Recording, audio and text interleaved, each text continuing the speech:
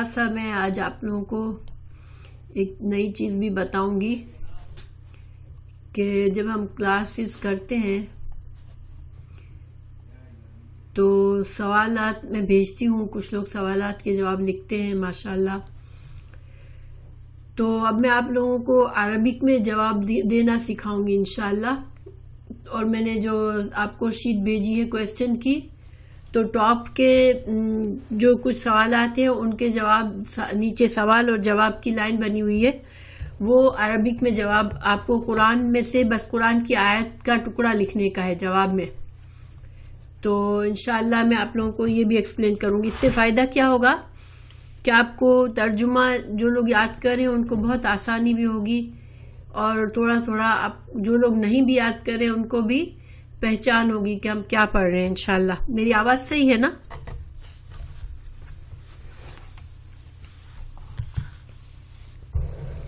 Okay ٹھیک ہے. دیکھیے قرآن کا مقصد جو ہے، سب سے بڑا مقصد یہ ہے قرآن پاک کا کہ ہم اس کو سمجھیں، اور ہم جتنا سمجھیں گے انشاءاللہ، اور تلاوت میں بھی اگر ہم پڑھتے ہوئے تو تھوڑا سا ہمیں اندازہ ہوگا ہم کیا پڑھ رہے ہیں، تو انشاءاللہ یہ ہماری زندگی میں زیادہ ساتھ دے گا. ہمیں ہر موقع پہ، ہر وقت، ہمیں جب بھی ہم تلاوت کریں گے تو ہمیں یاد رہے گا کہ ہم نے کیا سیکھا، ہمیں کیا کرنا ہے. تو انشاءاللہ یہ مقصد ہے، اور قرآن سیکھنے کا بھی یہی مقصد ہے کہ انشاءاللہ اللہ سے اجر و ثواب کی نیت تو ضرور ہوتی ہے، مگر ساتھ ساتھ یہ کہ ہماری زندگی میں بھی قرآن کا عمل میں بھی آ جائے ہمارے انشاءاللہ. تو ہم شروع کرتے ہیں. جمیلہ ابھی تم آئی ہو، تو میں جو ہوں آج کچھ ایسے سکھاؤں گی کہ آپ لوگوں کے جو سوال جواب ہیں آپ لوگ اس کو عربک میں قرآن کی آیت کے طور پر جواب مجھے دیں گے انشاءاللہ. تو میں اس کو تھوڑا اچھی طرح ایکسپلین زیادہ بھی کروں گی بعد میں اگر کچھ پرابلم ہو رہی ہوگی تو، مگر یہ بہت آسان طریقہ ہے انشاءاللہ. وعلیکم السلام ورحمۃ اللہ وبرکاتہ. ٹھیک ہے، تو ہم شروع کرتے ہیں. اعوذ باللہ من الشیطان الرجیم، بسم اللہ الرحمن الرحیم. اوکے، آیت نمبر 108. سوری میں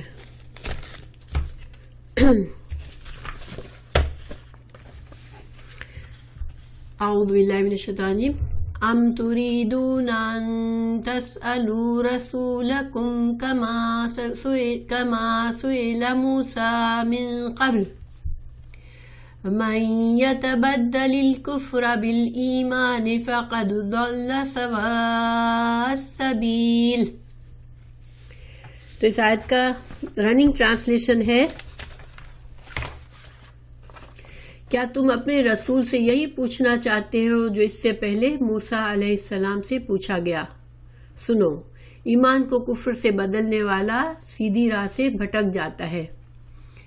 تو یہاں پر جو ہے اللہ سبحانہ تعالیٰ مومنوں سے خطاب فرما رہے ہیں. تو اس کے لیے تھوڑا سا بیک گراؤنڈ بتا دیتی ہوں کہ کیا ہے. ماشاءاللہ صبا، السلام علیکم. میں تو سمجھی تھی کہ آج پاکستان سے کوئی نہیں آ سکے گا، اس لیے کہ پرابلم ہے نیٹ کا، لیکن ماشاءاللہ آ گئی صبا تم، الحمدللہ. اوکے، تو ہم اس کا پہلے تھوڑا سا بیک گراؤنڈ کر کے پھر میں ترجمے کی طرف چلتی ہوں کہ جب رسول اللہ صلی اللہ علیہ وسلم، وعلیکم السلام ورحمۃ اللہ وبرکاتہ، جب رسول اللہ صلی اللہ علیہ وسلم مدینہ تشریف لے گئے ہجرت فرما کے، تو وہاں پر آپ کو پتہ ہے کہ مدینہ کی جو آبادی تھی اس میں کون کون سے لوگ آباد تھے؟ اچھا ماشاءاللہ، کیبل اسٹارٹ ہے، اچھا ماشاءاللہ. مدینہ میں جب آپ صلی اللہ علیہ وسلم تشریف لائے تو بہت سے لوگ مسلمان ہو گئے مدینہ کے. تو مسلمان تھے مدینہ میں، اس کے علاوہ کچھ لوگ جو عرب تھے لیکن مسلمان نہیں ہوئے، تو ان کو مشرک کہا جاتا ہے. ٹھیک ہے، اور شرک ان کا کیا تھا کہ وہ جو تھے وہ بتوں کی پوجا کرتے تھے. اللہ کو مانتے تھے لیکن ساتھ ساتھ بتوں کی بھی پوجا کرتے تھے جو عرب تھے وہ.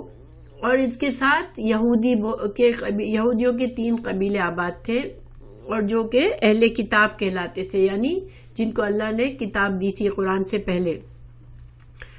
تو یہاں پر بیک گراؤنڈ یہ ہے، ہسٹری یہ ہے یہاں پر کہ جب آپ صلی اللہ علیہ وسلم آئے اس سے پہلے یہ جو عرب مشرک تھے وہ اور یہودی بہت مل جل کے رہتے تھے آپس میں، اور بہت ان کے اندر پرانی دوستیاں تھیں. اور عرب جو تھے وہ یہودیوں کو بہت اہمیت دیتے تھے. کیونکہ وہ اہل کتاب تھے، تو عرب ان کی بڑی عزت کرتے تھے کہ یہ لوگ تو وہ ہیں جن کو اللہ کی کتاب کا علم ہے. تو ان کو کبھی کوئی مسئلہ آتا تھا تو وہ ان کے رائے کو ترجیح دیتے تھے، یہودیوں کی رائے کو ترجیح دیتے تھے. یعنی کہ وہ یہودیوں کی عزت تھی کافی مدینہ میں. پھر رسول اللہ صلی اللہ علیہ وسلم تشریف لائے تو یہ بہت سے جو مشرک عرب تھے وہ فوراً مسلمان ہو گئے. اللہ تعالیٰ نے ان کے سینے ایمانوں کے لیے کھولا. تو جب ان کو احساس ہوا، پھر وہ جو تھے وہ رسول اللہ صلی اللہ علیہ وسلم کو ہی اپنا بڑا مانتے تھے، مذہبی پیشوا مانتے تھے، اور تمام مسائل سے انہی سے حل معلوم کرتے تھے. اب یہودیوں کو بڑا حسد ہونے لگا کہ یہ لوگ کل تک تو ہم کو بڑا سمجھتے تھے، آج ہمیں پیچھے چھوڑ دیا انہوں نے، اور وہ اہل کتاب خود بن گئے، قرآن کے حامل ہو گئے، اور ان کی آپس میں یونٹی ہے. وہ رسول اللہ صلی اللہ علیہ وسلم کی بات سنتے ہیں تو ان کو بڑا حسد ہوتا تھا. ٹھیک ہے، تو وہ کیا کرتے تھے کہ مسلمانوں کو، جو سادہ دل مسلمان تھے، جن سے ان کا ملنا جلنا پرانا تھا، ان کو وہ ابھارتے تھے ایسی چیزوں پر جس سے ان کا ایمان خراب ہو. تو وہ ان کو کیا کرتے تھے کہ ان کو الٹے سیدھے سوالات پڑھاتے تھے کہ یہ جا کے پوچھو نبی سے، یہ پوچھو یہ پوچھو. اور ان کا مقصد یہ ہوتا تھا کہ آپ صلی اللہ علیہ وسلم کو کسی طرح سے وہ جھوٹا ثابت کر دے. تو اصل مقصد ان کا علم نہیں ہوتا تھا، مگر وہ ایسے سوالات سکھا کر بھیجتے تھے جس سے کہ آپ صلی اللہ علیہ وسلم کے اوپر شک پتہ چلتا تھا کہ یہ شک کیا جا رہا ہے آپ کی نبوت پر، اور اس کے لیے سوالات الٹے سیدھے کیے جا رہے ہیں. اللہ سبحانہ تعالیٰ نے مسلمانوں کو آگاہ کیا کہ یہ جو تم سادہ دل ہو، تم نہیں سمجھتے ہو، لیکن تم یہودیوں کی باتوں میں آ کر اس طرح کے سوالات اپنے نبی سے مت پوچھو جیسے انہوں نے اپنے موسیٰ علیہ السلام سے، اپنے نبی سے انہوں نے پوچھے تھے. اور ہم نے پڑھا شروع میں کہ مثال تھی ہمیں دی گئی تھی کہ جب حضرت موسیٰ علیہ السلام نے فرمایا کہ تم گائے ذبح کرو، تو انہوں نے بڑے سوالات کیے تھے، کیسی گائے ہو، کیسا رنگ ہو. اسی طرح سے موسیٰ علیہ السلام سے کہا تھا کہ ہم تو اس وقت ایمان لائیں گے جب ہم اللہ کو دیکھ لیں. اور بڑی ایسی مثالیں ہیں ان کی جن میں انہوں نے اپنے نبی حضرت موسیٰ علیہ السلام کی بڑی جیسے توہین سی تھی، ان کو بہت ڈاؤن کرتے تھے وہ. تو یہ ان کا غلط رویہ تھا، اور اللہ سبحانہ تعالیٰ نے مسلمانوں کو سکھایا کہ نہیں، یہ ان کا غلط طریقہ ہے اور تم ان کے باتوں میں مت آؤ. ٹھیک ہے، یہ بیک گراؤنڈ تھا. اب ہم اس کی آیت کو لفظی ترجمہ پڑھتے ہیں. ام تریدون، ام کا مطلب ہوتا ہے یا. ٹھیک ہے، یعنی کیا، ہم جیسے کہتے ہیں کیا تم یہ چاہتے ہو، جیسے ہمارا مقصد ہوتا ہے کوئی اگر غلط طریقہ کوئی کر رہا ہوتا ہے تو ہم اس کو ایک طرح سے ڈانٹ ہوتی ہے اس میں کہ کیا یہ تم خرابی کرنا چاہ رہے ہو، یا اس طرح سے نا. تو یہ ام کا یہ مقصد ہے. کیا تریدونا یہ فعل ہے یا اسم؟ آپ لوگوں کو پتہ چل رہا ہے کچھ کہ یہ فعل ہے یا اسم؟ تریدونا یہ فعل ہے اور فعل مضارع ہے. ٹھیک ہے، فعل کیا کرتا ہے؟ فعل میں کوئی کام ہو رہا ہوتا ہے. ماشاءاللہ صبا، فعل ہمیں بتاتا ہے کہ کچھ کام ہو رہا ہے. ٹھیک ہے، کوئی کام کیا گیا تھا، کوئی کام ہو رہا ہے ابھی بھی، یا کوئی کام ہوگا. تو یہ تریدونا فعل مضارع ہے. تریدونا تو فعل مضارع جب تا سے شروع ہوتا ہے تو تم کا معنی دیتا ہے. ٹھیک ہے، یعنی کہ ہم سامنے والے سے بات کر رہے ہوتے ہیں. تریدونا، اور واو نون آخر میں ہم کو جمع کا ہوتا ہے، یہ کہ ہم ایک سے زیادہ لوگوں سے بات ہو رہی ہے. تو کیا تم چاہتے ہو، را یادا، را واو دا اصل میں تھا، یہ را واو دا کا معنی ہوتا ہے رود. رود کا مطلب ارادہ، ہم اردو میں ارادہ بولتے ہیں نا، لفظ ارادہ اسی سے بنا ہے. ٹھیک ہے، تو ارادہ کیا ہوتا ہے؟ جب انسان کو کسی چیز کی طلب ہوتی ہے تو وہ اس کو چاہتا ہے، اس کو حاصل کرنے کا خیال رکھتا ہے، اس کو ارادہ کہتے ہیں. وہ ارادہ کرتا ہے کہ میں اس چیز کو حاصل کروں، اس کی طلب. تو ارادے میں طلب ہوتی ہے. تو آپ اللہ سبحانہ تعالیٰ نے فرمایا، مسلمانوں سے فرما رہے ہیں کہ کیا تم چاہتے ہو، ان کا مطلب یہ کہ تسألو، تم سوال کرو. تسألو یہ فعل ہے یا اسم ہے؟ کسی کو سمجھ آ رہی ہے؟ فعل ہے یا اسم ہے؟ دیکھیں، اسم کی دو بڑی نشانیاں یہ ہوتی ہے کہ اسم جو ہے وہ تنوین ہوتی ہے اس کے آخر میں، ڈبل زبر، ڈبل زیر، ڈبل پیش، اور اس میں ال ہوتا ہے شروع میں. یہ دو نشانیاں ہیں اسم کی. اس کے علاوہ بھی کچھ ہے لیکن یہ مین نشانیاں ہیں. تسألو، تم سوال کرو، ماشاءاللہ یہ فعل ہے. ٹھیک ہے، اچھا تسألونا تھا، اس میں نون گر گیا ہے. ٹھیک ہے، اور اس کی وجہ یہ ہے کہ ان آتا ہے تو پھر یہاں سے نون گر جاتا ہے. یہ بہرحال ضروری نہیں ہے، یاد رکھنا. لیکن تسألو، تم سوال کرو. ہم اردو میں بھی سوال کہتے ہیں نا، سین حمزہ لام، سألا اس کا روٹ ورڈ ہے. تم سوال کرو، اور یہ واو جمع کا ہے، واو اور نون تھا، یہاں پر نون گر گیا.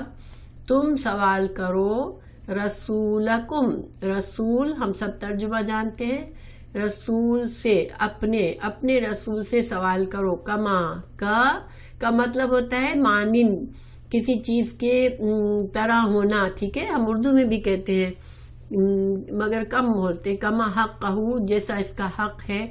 تو کا جو ہے، اس کاف زبر کا مطلب مانند، کسی چیز کے مانند. ماں جو، یعنی کہ جیسا وہ کرتے تھے، جیسا. سئیلا فعل ماضی ہے اور یہ پیسو ہے.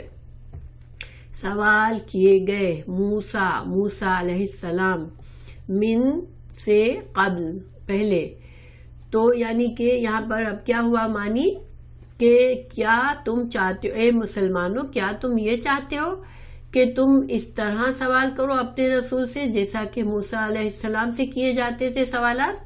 مطلب اللہ تعالیٰ خبردار کر رہے ہیں، اور اس میں ہمیں یہ پتا چل رہا ہے من قبلو، یہاں پر تھوڑا سا جملہ چھپا ہوا ہے کہ جب پہلے جو یہودی کیا کرتے تھے جیسے حضرت موسیٰ علیہ السلام سے، کیا تم ایسے کرنا چاہتے ہو. ومن، پھر اللہ تعالیٰ اس دھمکی کو بتا رہے ہیں کہ اس کا نقصان کیا ہوتا ہے. اور جو یتبدلی بدل سے ہے، بدل کرنا، کسی چیز کو تبدیل کرنا، ایک چیز دے کے دوسری چیز لینا. تو جو تبدیل کرے گا کفر کو بالایمان، ایمان کے ساتھ، با کا مطلب بدلے، یہاں پر بدلے کے مطلب میں ہے با کے کئی معنی ہوتے ہیں. با کا مطلب ساتھ ہوتا ہے، جب بسم اللہ کہتے ہیں تو اللہ کے نام کے ساتھ. یہاں پر با کا مطلب بدلہ ہے. ٹھیک ہے، تو بدلے ایمان کے بدلے میں تم کفر کو تبدیل کرنا چاہتے ہو. فقد، تو اگر تم پس، قد تحقیق، یہ بات میں زور دینے کے لیے آیا ہے کہ اگر ایسا ہے تو پھر یقیناً ضلالت ہم اردو میں بھی بولتے ہیں. دلہ مطلب بھٹک جانا، ایک صحیح راستے سے ہٹ جانا. تو جو بھٹک گیا. سوا کا مطلب ہوتا ہے سیدھا. ٹھیک ہے، سوا کا مطلب ایکچولی ہوتا ہے برابر، خط مستوی ہم اردو میں بھی کہتے ہیں. اور سین واویا، تو یہ برابر، یعنی کہ دونوں سائڈ جس کی برابر ہو. تو سیدھا راستہ کون سا ہوتا ہے؟ جو جس کی دونوں سائڈ برابر ہو، یعنی کہ بالکل سیدھا جا رہا ہو. تو سیدھے راستے سے، السبیل، سبیل کہتے ہیں راستے کو. تو جس نے ایسا کیا، جس نے ایسا عمل کیا، یعنی کہ اپنے رسول سے ایسے اس قسم کے سوالات کیے، تو اس نے پھر کیا کیا کہ یہودی ایسا کیا کرتے تھے، اور یہ کام کتنا برا ہے ایسا کرنا، گویا کہ اپنے ایمان کو لوز کر دینا ہے اور دوبارہ کفر میں چلے جانا ہے. اتنا بڑا گناہ ہو سکتا ہے اگر جو شخص، جو انسان رسول اللہ صلی اللہ علیہ وسلم کا وہ جو مقام ہے اس کو گرانے کی کوشش میں کوئی الٹے سیدھے سوالات کرتا ہے. ابھی میں سوالات کی تفصیل بتاؤں گی کہ کیا یہاں مطلب ہے، ٹھیک ہے، لیکن یہ ایک کائنڈ آف لفظی ترجمہ بنا. اب یہاں پر دین میں انسان کو کیسے سوالات کرنے چاہیے، ایک مسلمان کو سوالات کیسے کرنے چاہیے، تو یہاں پر صحیح طریقہ کیا ہے دین میں کہ انسان جو ہے دین کو صحیح سمجھنا چاہتا ہے، صحیح عمل کرنا چاہتا ہے، اب اس کو پوری طرح بات کلیئر نہیں ہے تو وہ سوال کرتا ہے. یہ پسندیدہ سوال ہے، ٹھیک ہے. یہ دین میں ہمیں اللہ نے خود فرمایا ہے کہ اگر تم کو، قرآن میں ہے کہ اگر تم کو نہیں معلوم تو تم اہل علم سے پوچھ لو، یعنی فاسألوا اہل الذکر ان کنتم لا تعلمون. اگر تم کسی چیز کا، کسی حکم کو نہیں جانتے، کسی دین کے مسئلے کو نہیں سمجھتے تو کسی علم والے سے پوچھ لو. یہ سورہ انبیاء کی آیت نمبر 7 ہے. وہ اللہ سبحانہ تعالیٰ خود ہمیں حکم دیتے ہیں کہ اگر دین کا صحیح علم ہمیں نہیں ہے تو سیکھنے کے لیے سوال کرنا یہ پسندیدہ ہے. لیکن مثال کے طور پر اگر آپ کوئی انسان جو ہے وہ محفل میں جاتا ہے، دین کی محفل ہو رہی ہے، اب اس کو تھوڑا بہت خود علم آتا ہے، اب وہ اپنی بڑائی جتانے کے لیے بار بار ڈسٹرب کرتا ہے اور سوالات کرتا ہے. اور اس کا مقصد یہ نہیں ہوتا کہ میں سامنے والے سے صحیح جواب حاصل کروں تاکہ میرا علم بڑھے، بلکہ اس کا یہ مقصد ہوتا ہے کہ مجھے بھی علم ہے اور میں اپنے علم کو ظاہر کروں، اس لیے وہ بیچ میں ڈسٹرب کرتا ہے. یا پھر سامنے والے کو سمجھتا ہے کہ جو انسان بتا رہا ہے دین اس سے زیادہ میرا علم ہے، تو وہ اس کو تنگ کرنے کے لیے بیچ میں سوالات کرتا ہے، سوچے چھوڑتا ہے. یا پھر بے مقصد ایک بات کی بال کی خال نکالنا. جیسے اب مثال کے طور پر دیکھیں، جب ان سے کہا گیا کہ گائے ذبح کرو، اب یہ کہہ رہے ہیں کہ کون سا رنگ ہو گائے کا، تو اللہ تعالیٰ نے تو یہی کہا تھا کہ صرف گائے ذبح کرو. اب تمہیں کیا مقصد ہے، گائے کوئی بھی ہو، لیکن اب یہ جو سوال تھا یہ بال کی کھال نکالنے والا تھا. تو دین میں جب بہت سی ایسی باتیں جس میں دین اللہ تعالیٰ نے یا حدیث میں، قرآن اور حدیث میں اس بات کو جیسے مبہم چھوڑا گیا ہے، اس کی بہت تفصیل میں نہیں گیا، اللہ سبحانہ تعالیٰ بہت تفصیل میں نہیں گئے، تو یہ اس لیے کہ یہ اللہ کی حکمت ہے کہ بندوں کو ذرا دین میں وسعت حاصل ہو جاتی ہے. اس طرح اللہ تعالیٰ نے بعض باتیں ادھوری یعنی کہ مجمل چھوڑ دی ہے، بہت تفصیل نہیں کی ہے. تو اس سے اللہ سبحانہ تعالیٰ کا یہ مقصد ہوتا ہے کہ دین میں وسعت ہو جائے، کہ بندہ اگر ادھر ادھر تھوڑا سا غلطی بھی کر جائے، تھوڑا سا طریقے سے ہٹ بھی جائے تو اس کو پکڑ نہ ہو، اس کو گناہ نہ ہو. لیکن بعض لوگ اس کو اتنا زیادہ سوالات کریں گے تو پھر کیا ہوگا.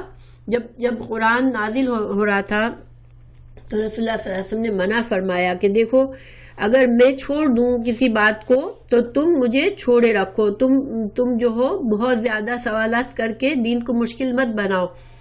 صحیح مسلم کی حدیث ہے کہ تم لوگ مجھے چھوڑ دو جب تک میں تمہیں چھوڑے رکھوں. تم سے پہلے کے لوگ کثرت سوال اور انبیاء کی مخالفت کی وجہ سے ہلاک ہوئے. تو مطلب کیا تھا کہ جب دین کا مسئلہ آپ صلی اللہ علیہ وسلم بتا رہے ہیں اور اگر کوئی بار بار تفصیل پوچھ رہا ہے، زیادہ ڈیٹیل پوچھ رہا ہے تو آپ صلی اللہ علیہ وسلم اگر اس کی ایک ایک تفصیل بتا دے تو پھر ہمارے لیے لچک نہیں رہتی دین میں، پھر ہمارے لیے دین بہت سخت ہو جاتا ہے کہ بالکل آپ ذرا سا بھی ہٹ نہیں سکتے اپنی لکیر سے.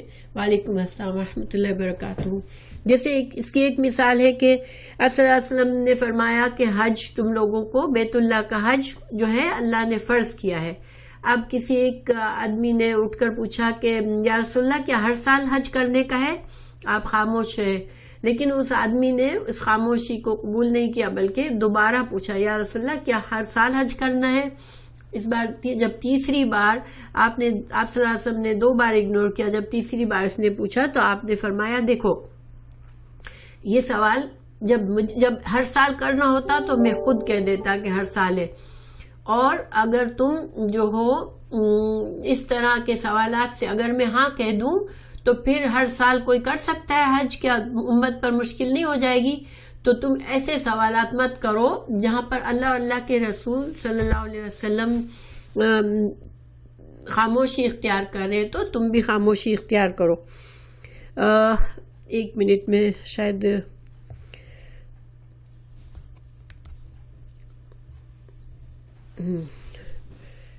مجھے کسی کو آن لائن شاید لینا ہے، تو مطلب یہ ہوا کہ سوالات جو ہیں اس کا انسان کو سینس ہونا چاہیے کہ وہ کیا پوچھ رہا ہے۔ تو ناپسندیدہ سوالات سے حدیث میں بھی منع کیا گیا ہے اور قرآن میں بھی منع کیا گیا ہے۔ تو یہاں پر مسلمانوں کو بتایا گیا کہ تم جو ہے وہ ان کا طریقہ نہ بناؤ، تم ان کے راستے پر مت چلو۔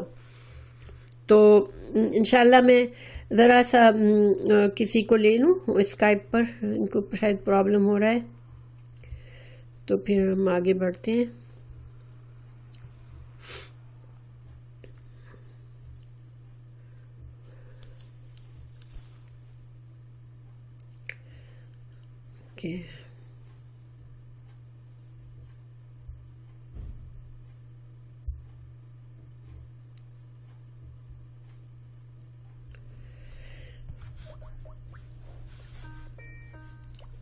اوکے، تو پھر یہ آیت انشاءاللہ آپ لوگوں کے لیے کلیئر ہو گئی ہوگی۔ اب میں اگلی آیت پر چلتی ہوں۔ اوکے زبید، آواز آ رہی ہے نا؟ اپنا مائک آف رکھنا۔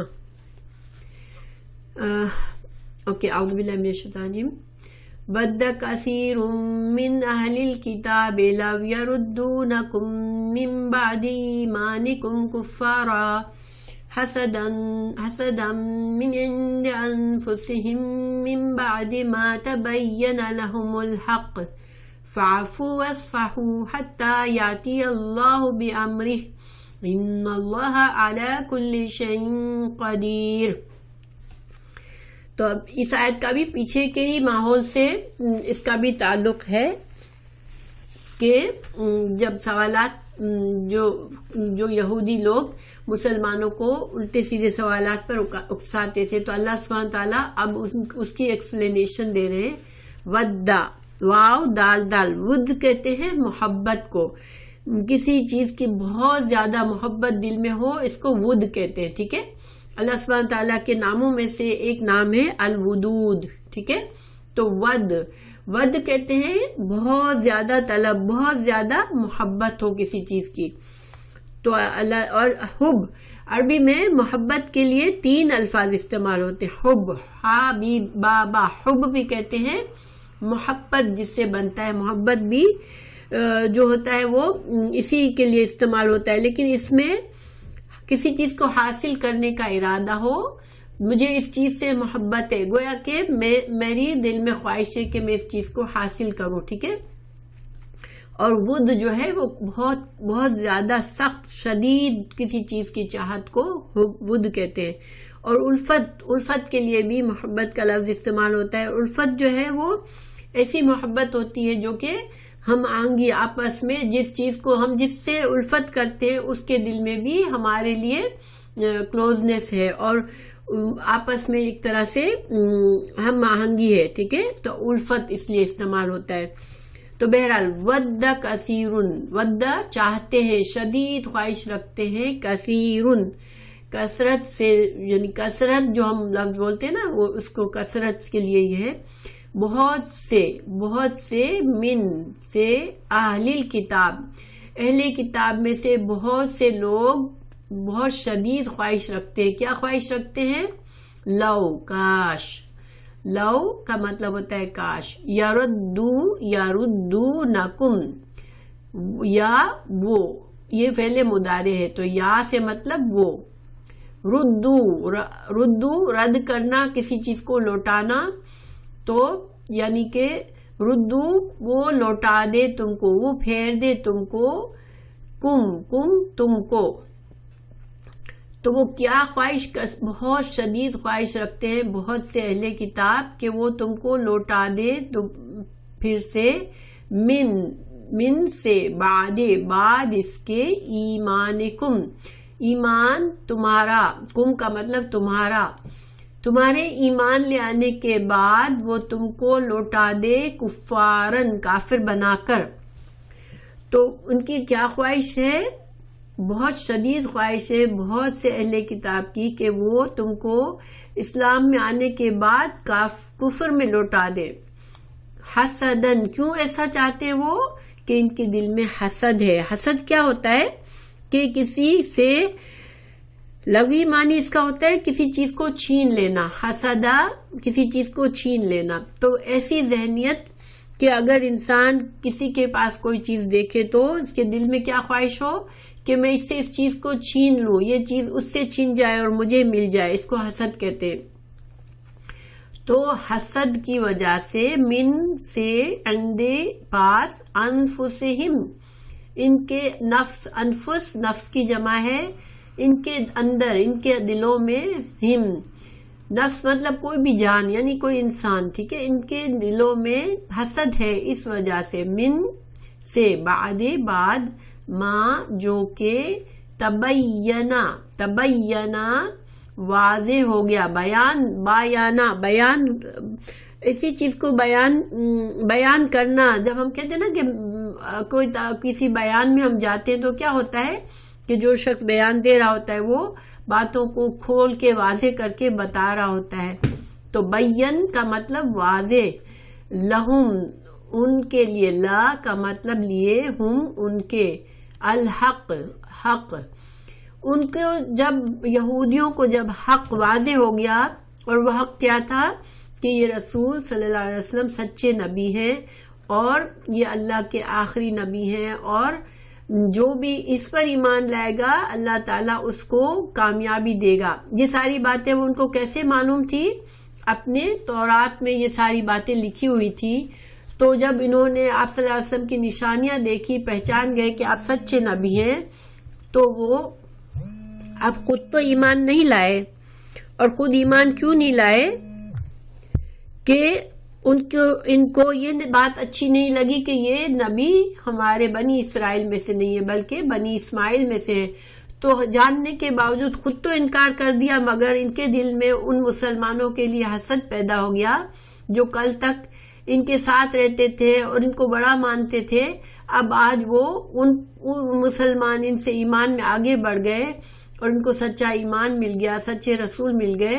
تو یہ اتنی بڑی اللہ کی نعمت تھی، ان کو پتا تھا، ان کو یہ حق بات معلوم تھی کہ یہ تو بہت بڑی نعمت پا گئے اللہ کی اور ہم رہ گئے، مگر پھر بھی حسد کی وجہ سے ایمان بھی نہیں لائے، اور پھر انہوں نے کیا خواہش کی کہ یہ مسلمانوں کو کسی طرح سے یہ واپس کفر میں لوٹا دے۔ اس وجہ سے وہ مسلمانوں کو ایسے الٹے سیدھے سوالات سکھا کر رسول اللہ صلی اللہ علیہ وسلم کی محفل میں بھیجتے تھے جو کہ آپ کے شان کے خلاف تھے، آپ کی محفل کے خلاف تھے ایسے سوالات کرنا۔ تو اللہ تعالیٰ نے مسلمانوں کو سمجھا دیا کہ دیکھو تم سادہ دلی میں تم ان کی باتوں میں آؤ گے تو یہ ان کے دل تو حسد سے بھرے ہوئے ہیں، وہ تم کو ایسی باتیں سکھائیں گے جو تم جا کے رسول اللہ صلی اللہ علیہ وسلم کی محفل میں ایسے سوالات کر کے گنہگار ہو جاؤ گے، بلکہ کتنے گنہگار کہ تمہارا ایمان کفر میں بدل سکتا ہے ایسے الٹے سیدھے سوالات کرنے سے۔ تو اللہ تعالیٰ نے باز رکھا مسلمانوں کو اس سے۔ تو دیکھیں یہ تو اس زمانے کی بات ہے، لیکن ہم کو بھی کیا حکم دیا گیا ہے کہ ہمیں ان کی چالوں سے ہوشیار رہنا ہے اور ان کے طریقے نہیں اپنانے، ٹھیک ہے۔ دین میں ہمیں اہل کتاب کے کسی طریقے سے متاثر ہو کے اس کو نہیں اپنانا ہے، کیونکہ ہمارا دین اللہ نے واضح طور پر ہمیں دے دیا ہے اور جو اللہ کا پسندیدہ دین ہے ہمیں اسی پر چلنا ہے اور ان کے طریقوں کو ہمیں نہیں فالو کرنا ہے. اور ابھی اس کی مثال دیکھیں، یہ جو ہم نے روزہ رکھا محرم میں، تو 10 محرم کا روزہ مسلمان بھی پہلے رکھتے تھے، ٹھیک ہے، صرف 10 محرم کا. لیکن جب مدینہ میں آئے تو انہوں نے دیکھا کہ یہودی بھی 10 محرم کا روزہ رکھتے ہیں. اور وہ کیوں رکھتے تھے کہ یہ اس دن اللہ تعالیٰ نے ان کو، موسیٰ علیہ السلام کو سمندر سے پار کرایا تھا اور ان کو فرعون سے نجات دی تھی.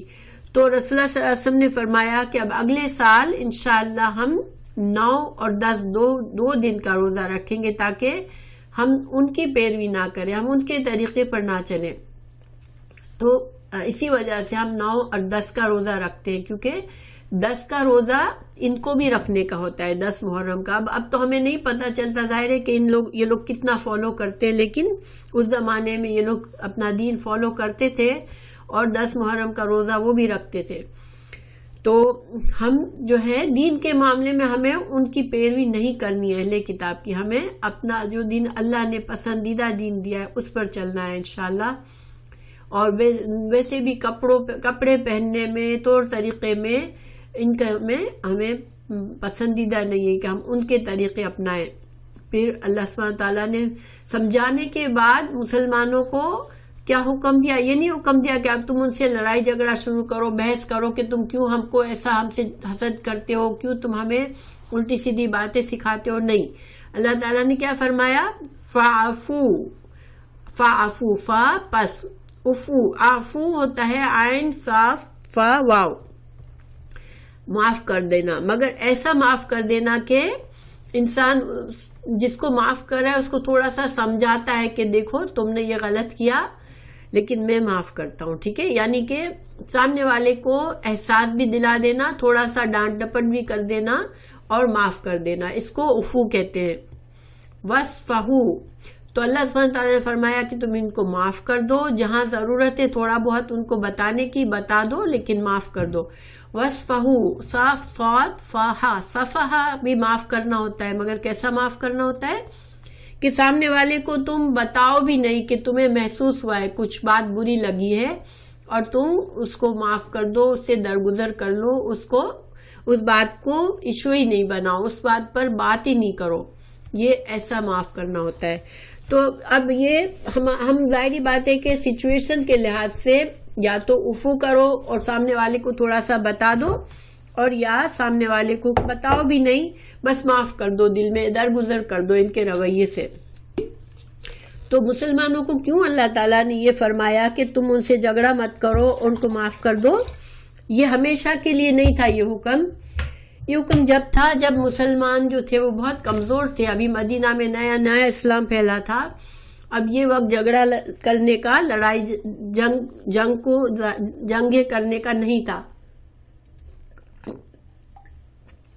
تو مسلمانوں کو اللہ نے کیا فرمایا کہ تم ان کو معاف کرو، ان سے درگزر کرو، حتیٰ یہاں تک کہ یاتیا عطا سے ہے، یا کا مطلب وہ، یعنی کہ اللہ سبحانہ تعالیٰ لے آئے، عطا لے آئے، اللہ بی امرہی، اپنا فیصلہ. تو یعنی کہ یہ جو ٹیمپریری حکم دیا تھا اس زمانے میں، اس کو پھر بدل کے جب اللہ تعالیٰ نے، جب یہودیوں کی شرارتیں بہت بڑھ گئیں اور بہت زیادہ انہوں نے مسلمانوں کے ساتھ زیادتیاں کی اور چالیں چلی، تو پھر اللہ نے ان کو سزا دینے کا فیصلہ کیا اور مسلمانوں کو ان سے جنگ کرنے کا اور ان کو مدینہ سے نکالنے کا حکم دیا. تو یہ فَاعْفُوا وَاصْفَحُوا اس زمانے تک تھا جب تک اللہ کا حکم نہیں آیا تھا کہ اب ان یہودیوں سے تم جھگڑا کرو، ان سے جنگ کرو اور ان کو ختم کرو، ان کو مدینہ سے اب ختم کرو. تو پھر ان اللہ، بے شک اللہ تعالیٰ، علی اوپر، کل ہر شیء چیز پر، قدیر قدرت رکھنے والا ہے. اب یہ اس زمانے کا حکم تھا. اب ہمارے لیے کیا ہے؟ دیکھیں ہمارے لیے موقع محل کے لحاظ سے ہمیں دیکھنا ہے کہ چونکہ اب ہمیں دونوں حکم اللہ کے سامنے آ گئے ہمارے، ایک یہ اور پھر سورہ توبہ میں حکم آ گیا کہ ان سے تم جنگ کرو، ان سے قتال کرو اور ان کو کمزور کرو اور ان سے جزیہ لو، اگر یہ تمہارے انڈر میں رہ رہے ہیں تو ان سے جزیہ لو. یہ آیت نمبر سورہ توبہ کی 29 ہے کہ قاتل الذین لا یؤمنون باللہ ولا بالیوم الآخر. تو یہ آیت 129 میں اللہ تعالیٰ نے ان سے جنگ کرنے کا حکم دے دیا تھا. اب ہم کیا کریں کہ ہم مسلمان اپنی حالت کو دیکھیں کہ ہم آج کس حالت میں ہیں. کیا ہم افورڈ کر سکتے ہیں اب بھی جنگ کرنا؟ اگر نہیں تو پھر ہم درگزر کریں، لیکن درگزر کے ساتھ ساتھ اگلی آیت میں ہمیں حکم آئے گا، پتہ چلے گا کہ ہمیں کیا کرنا ہے. جب مسلمان کمزور ہو اور درگزر کر رہے ہوں نان مسلم اہل کتاب کی زیادتیوں کو، تو پھر اس وقت کیا کرنے کا ہے مسلمانوں کو؟ وَأَقِيمُوا الصَّلَاةَ، اور قائم کرو نماز، وَآتُوا الزَّكَاةَ، اور زکوٰۃ دو. تو اس دوران جب تم کمزور ہو تو تمہیں کیا کرنے کا ہے؟ اپنے آپ کو مضبوط بنانا ہے. کیسے مضبوط بنانا ہے؟ نماز قائم کرو اور زکوٰۃ ادا کرو. تو دیکھیں نماز اور زکوٰۃ سے انسان کیسے مضبوط بنتا ہے. نماز اور زکوٰۃ دونوں چیزیں ایسی ہیں جو تزکیہ کرتی ہے انسان کا. نماز، انسان جب دنیا کے جھمیلوں میں پھنسا ہوا ہوتا ہے، صبح سے شام تک ہمیں دنیا میں بزی رکھتے ہیں نا، ہمیں دنیا کی چیزیں مصروف رکھتی ہے، ہمیں اتنی ذمہ داریاں ہوتی ہیں، اتنے مسائل ہوتے ہیں کہ ہم سب کچھ بھول جاتے ہیں، اللہ کا ذکر بھی بھول جاتے ہیں. اور چونکہ اللہ تعالیٰ نے قرآن میں فرمایا کہ الا بذکر اللہ تطمئن القلوب، کہ اللہ کے ذکر سے ایمان والوں کے دل مضبوط ہوتے ہیں، ان کو سکون اور اطمینان ملتا ہے.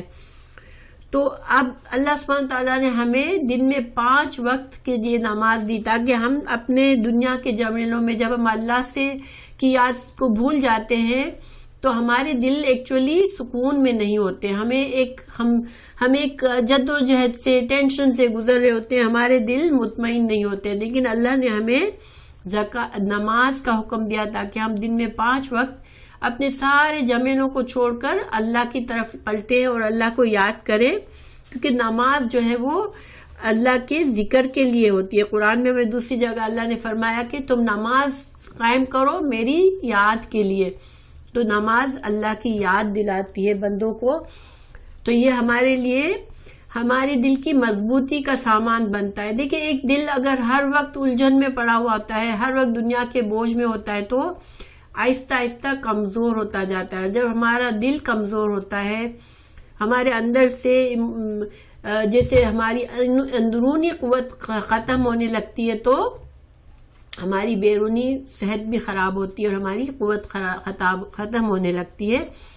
تو اللہ نے ہمارے لیے یہ سامان رکھا ہے کہ ہم خود کو کیسے مضبوط کریں، صبر نماز کے ساتھ، کیونکہ نماز ہمارے دلوں کو مضبوط کرتی ہے، اور ہمارے دل مضبوط ہوں گے تو ہمارے جسم مضبوط ہوں گے، ہمارا دماغ مضبوط ہوگا، ہمارے فیصلے مضبوط ہوں گے. اور آتوا الزکاۃ، اور زکوٰۃ دو. تو زکوٰۃ سے کیا فائدہ ہوتا ہے؟ دیکھیے زکوٰۃ جو ہے، زکایا کا مطلب ہوتا ہے پاک کرنا. تو جب زکوٰۃ جو ہے وہ ہمارے دلوں کو پاک کرتی ہے. کیسے؟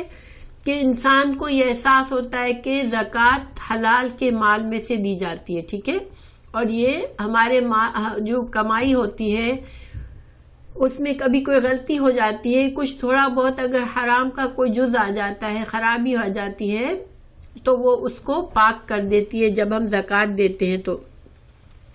اور نہ صرف یہ بلکہ ہمارے معاشرے میں ضرورت مندوں کو زکوٰۃ دے کے ہم آپس کے تعلقات کو بہتر کرتے ہیں. دیکھیں جس معاشرے میں امیر لوگ زکوٰۃ دیتے ہیں باقاعدہ اور غریبوں کی ضروریات کو پورا کرتے ہیں تو وہ معاشرہ صحت مند ہوتا ہے، آپس کے تعلقات اچھے ہوتے ہیں. تو زکوٰۃ اصل میں مسلمانوں کو مجموعی طور پر جوڑتا ہے آپس میں اور مسلمان کے معاشرے کو مضبوط کرتا ہے. تو زکوٰۃ سے اور زکایا سے مطلب دوسروں کو پاک کرنا، اور زکایا سے مطلب اپنے اخلاق کو بھی پاک کرنا، یعنی اپنے مال کو بھی پاک کرنا اور اپنے اخلاق کو بھی پاک کرنے کے لیے تزکیہ نفس ہم کہتے ہیں نا.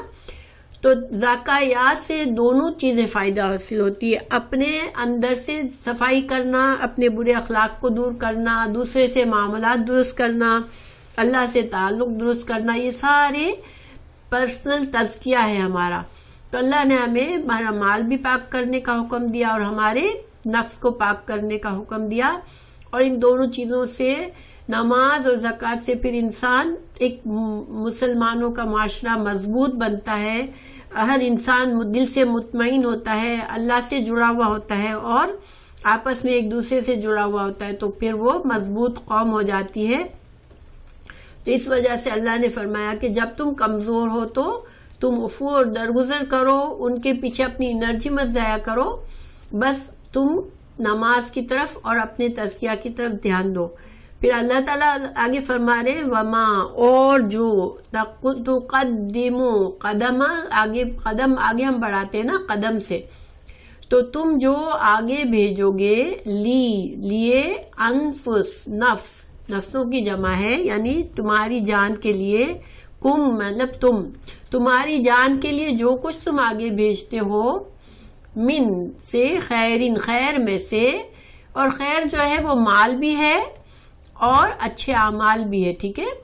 خیر میں سے تجدوہ، وجدہ سے ہوتا ہے مطلب پانا کسی چیز کو، تو تم پالو گے اس کو، یعنی جو بھی اچھا کام، اچھی چیز تم کرو گے، اچھا عمل کرو گے اور آگے بھیجو گے تو اس کو پالو گے کہاں؟ عند اللہ کے پاس. یعنی یہ جو تم محنت کرتے ہو، نماز کے لیے وقت لگاتے ہو، زکوٰۃ کے لیے مال اور محنت کرتے ہو، تو یہ سارا سب تمہارے لیے کہاں جمع ہو رہا ہے؟ اللہ کے پاس، ٹھیک ہے.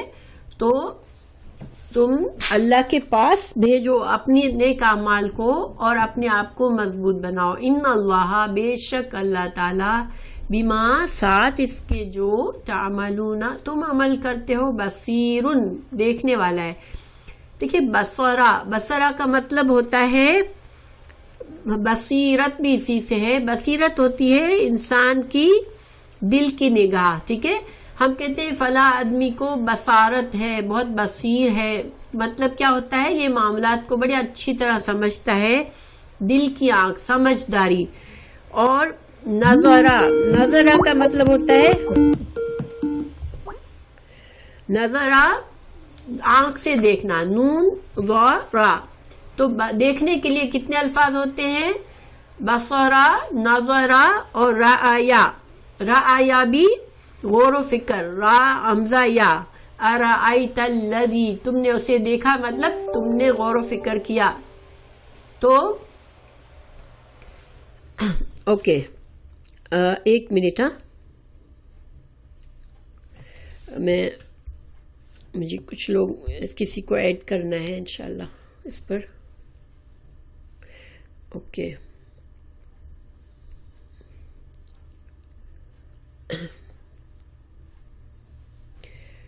تو 3 طرح کے الفاظ استعمال ہوتے ہیں، ٹھیک ہے، اس کے لیے.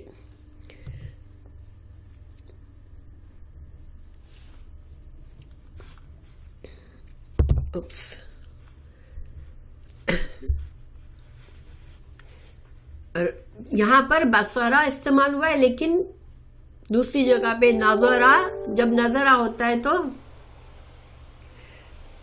صبا، are you on call too? ہاں، صبا آ گئی ماشاءاللہ. تو نظرہ، رعایا، قرآن میں 3 طرح سے دیکھنے کا، ہم اردو میں صرف ایک ہی ترجمہ کرتے ہیں دیکھنا، لیکن ان میں تھوڑا تھوڑا فرق ہوتا ہے، اس لیے میں آپ لوگوں کو بتا رہی ہوں، ٹھیک ہے، صرف ایڈیشنل نالج ہے.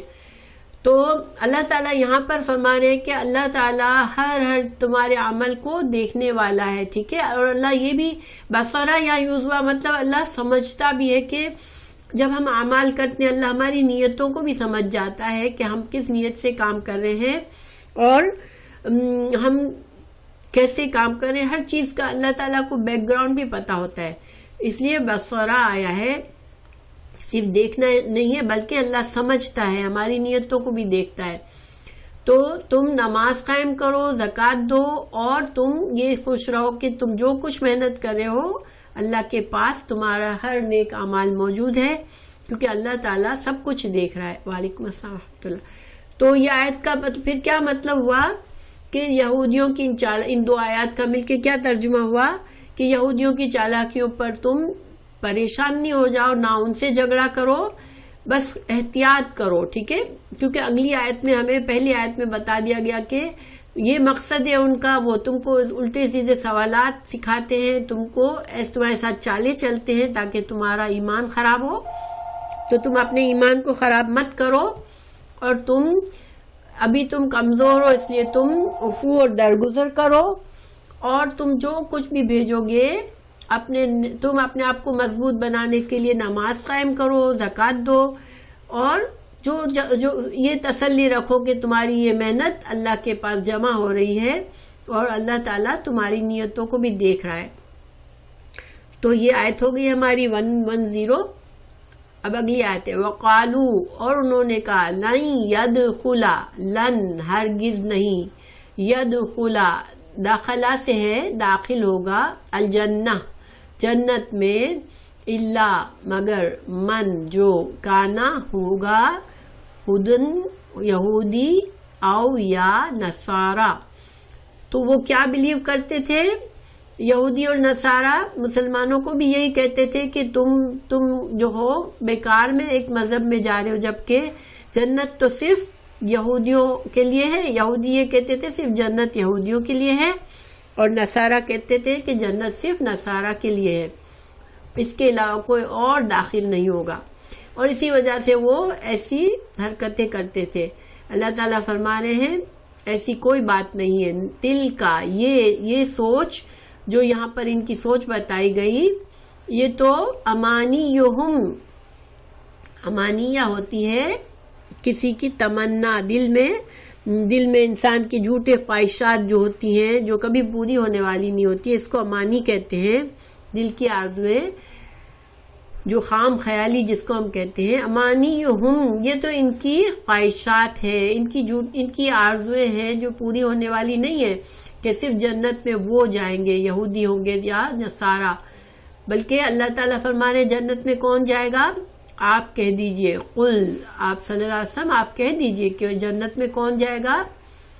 تو قل ہاتو، لے آؤ، برہانکم، برہان کہتے ہیں کہ دلیل، کسی چیز کی واضح نشانی. تم برہان لے آؤ، اپنی دلیل لے آؤ، ان اگر کنتم ہو تم صادقین، اگر تم سچے ہو اپنے اس دعوے میں کہ جنت میں یا تو یہودی جائیں گے اور یا نصارہ جائیں گے اور کوئی نہیں جائے گا، تو تم کوئی دلیل لے کر آؤ. بھلا، اللہ تعالیٰ فرما رہے ہرگز نہیں، کیوں نہیں، من جو، جس نے، اسلمہ سپرد کر لیا، وجہہ اپنا چہرہ. وجہ کہتے ہیں چہرے کو، مگر وجہ کبھی کبھی پورے اپنی ذات کے لیے بھی استعمال ہوتا ہے. تو جس نے اپنی ذات کو سپرد کر دیا للہ، اللہ کے لیے، وہوا، اور وہ محسن، اور وہ محسن ہے، فلہ، تو اس کے لیے ہے، اجرہ، اس کا اجر، عند ربہ، پاس اس کے رب کے. تو اللہ سبحانہ تعالیٰ فرما رہے ہیں یہ تو ان کی خواہشات ہیں، صرف جھوٹی خواہشات ہیں، ورنہ اصل میں جنت میں کون جائے گا؟ جو اپنے آپ کو سپرد کر دے اللہ کے. اسلم، سلامہ سے مطلب ہوتا ہے، اس کا لغت میں معنی ہوتا ہے کہ ہر عیب سے، ہر نقص سے پاک، یا دوسرا معنی ہے ہر قسم کے حادثات اور خطرات سے محفوظ. تو دیکھیں، جو اسلام میں آ جاتا ہے، جو اللہ کے سپرد اپنے معاملات کر دیتا ہے، اللہ کے آگے جھک جاتا ہے، وہ اصل میں ہر خطرے سے اپنے آپ کو بچا لیتا ہے، محفوظ کر لیتا ہے، اور اپنے آپ کو ہر عیب سے پاک کر لیتا ہے. ٹھیک ہے، صحیح معنوں میں اسلام میں داخل ہو جانا انسان کو ہر خطرے سے بچا دیتا ہے، کیونکہ اللہ کی ذات سب سے بڑی ہے. تو اللہ کے پروٹیکشن میں آ جاتا ہے انسان جب اپنے آپ کو اللہ کے حوالے کرتا ہے. تو اللہ تعالیٰ فرما رہے ہیں کہ جس نے اپنے آپ کو صحیح معنوں میں اللہ کے حوالے کر دیا، اور وہ محسن ہے. محسن کیا ہوتا ہے؟ حاسن نون، حسنا کہتے ہیں، حسن کا مطلب خوبصورتی، بہترین، ٹھیک ہے. محسن وہ ہوتا ہے جو کہ، یہاں پر محسن کا مطلب ہے کہ جو اللہ کے دین کو احسان کے لیول پر عمل کرے، یعنی کہ وہ اس کا ایمان خوبصورت ہو، ٹھیک ہے. محسن دوسروں سے اچھا سلوک کرتا ہو اور اس کی ہر چیز اچھی ہو، یعنی اس کا اخلاق بھی اچھا ہو، اس کی سیرت بھی اچھی ہو. اور دوسرا یہ کہ عبادات میں محسن ہونے کا مطلب کیا ہے کہ اس کی نمازیں ایسی ہو جیسے وہ اللہ کے سامنے کھڑا ہوا ہے اور اللہ کو دیکھ رہا ہے، اس قسم کی نمازیں پڑھتا ہو، اپنے آپ کو بالکل اللہ کے حوالے کرتا ہو، تو پھر اس کا اجر جو ہے وہ اللہ کے پاس ہے، یعنی کہ پھر وہ اس کو اس کا اجر ملے گا. اور وہ اجر کیا ہے؟ ولا، اور نہ، خوفن، خوف کہتے ہیں آئندہ کا کیا ہوگا، مستقبل کے لیے انسان کو جب ڈر ہوتا ہے کہ آئندہ کوئی مشکل آنے والی ہے، کوئی بیماری آنے والی ہے، کوئی پریشانی آنے والی ہے، اس کو خوف کہتے ہیں. علیہم، اس پر، ولا، اور نہ، ہم، وہ، یحزنون، نہ ان کو حزن ہوگا. حزن کیا ہوتا ہے؟ ماضی کا غم، کاش میں نے یہ کام نہ کیا ہوتا، ارے یہ مجھ سے بہت غلطی ہو گئی، اب اس کا کوئی حل نہیں ہے. جو ماضی میں نقصان کر بیٹھے ہم، اس کا جو دل میں بہت زیادہ دکھ جو ہوتا ہے اس کو حزن کہتے ہیں. تو اللہ تعالیٰ کہتے ہیں کہ جو محسن ہے، اور محسن کا یہاں مطلب ایک یہ بھی ہے کہ اخلاص سے اللہ کے ہر کام اللہ کے لیے کرتا ہو، اس کی نیت خالص اللہ کے لیے ہو، اور وہ ہر عمل اس کا سنت کے مطابق ہو، ٹھیک ہے. اسلام میں محسن، احسان کے لیول پر عمل کیا ہے کہ وہ سنت کے مطابق ہو، کیونکہ آپ صلی اللہ علیہ وسلم کی سیرت اور آپ کا طریقہ جو ہے وہ سب سے خوبصورت ہے، جو اللہ نے جو طریقہ بتایا ہے. تو سنت کا طریقے پر چلتے ہوئے انسان جب خالص اللہ کے لیے نیت کر کے جو کام کرتا ہے تو وہ انسان محسن ہوتا ہے، ٹھیک ہے. تو جو انسان اس طرح رہے گا کہ اللہ کے آگے جھک جائے، خود اسلام میں اس طرح آ جائے کہ پوری طرح فرما بردار بن جائے اللہ کا، اور وہ اس کا ہر کام سنت کے مطابق ہو اور اللہ کے لیے خاص نیت سے نیکی کرتا ہو، تو پھر اس کو اس کا اجر ملے گا. اور اس کا اجر کیا ہے کہ جب قیامت کے دن سارے لوگ خوف میں پڑے ہوئے ہوں گے اور اپنے افسوس میں ہوں گے کہ یار ہم نے تو زندگی کو ضائع کر دیا، ہم نے تو کچھ نیکیاں نہیں کمائی، اب کیا ہوگا ہمارا. اور جو حسرت ان کو ہوگی، اللہ تعالیٰ اس دن ایسے مومنوں کو، ایسے محسنوں کو اس حسرت سے بچا لے گا، نہ اسے خوف ہوگا، نہ اسے غم ہوگا، بلکہ اس کے لیے جنت کا دروازہ کھلا ہوا ہوگا، وہ جنت میں جانے والا ہوگا. تو اللہ تعالیٰ نے یہاں پر قاعدہ بتا دیا کہ جنت کسی کے خوابوں سے نہیں مل جاتی کہ مجھے تو جنت میرے لیے پکی ہے. آج مسلمان بھی یہی سوچتے ہیں نا، بہت سے مسلمان اس گھمنڈ میں ہے کہ ہم تو امت مسلمہ ہیں، ہمارے لیے تو جنت پکی ہے.